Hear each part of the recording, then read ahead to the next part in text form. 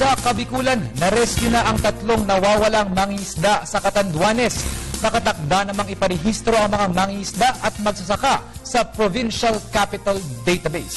Ang detalye sa ulat ni Grace Repama Simando ng Radyo ng Bayan Naga. Grace, magandang hapon sa iyo. Yes, magandang hapon, Sandro. Mismong si Governor Sally Wong ng Catanduanes ang nagkumpirma na ligtas na at naibalik na sa kanilang pamilya ang magkakapatid na Trinidad at isang may apelyidong Sanchez. Tatlong mangingisda na dati ay nawawala sa kasagsagan ng hagupit ni Bagyong Labuyo.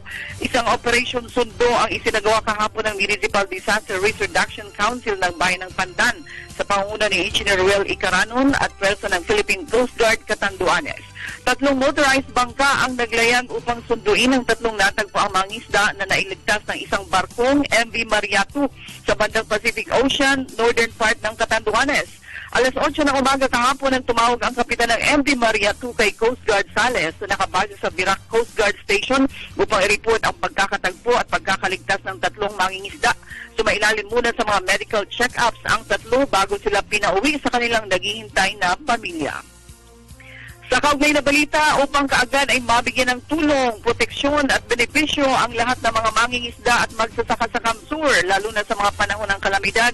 Isang resolusyon ang ipinasa sa sangguniang palalawigan ni Provincial Board Member Badong Simando na humihiling sa lahat ng mga municipal agricultural officers na iugnay ang base ng munisipyo sa Kapitolyo Provincial upang magkaroon ng iisang listahan at tala ng lahat ng mga farmers and fisher folks. Mahalaga daw ito lalo na sa ganitong mga panahon may nawawalang mga mangingisda, mabilis na makukuha ang kanilang mga pangalan at agad ay mabibigyan ng tulong at benepisyo ang kanilang mga pamilya. Radyo ng Bayan Naga, Grace Repama Simando para sa Telebisyon ng Bayan.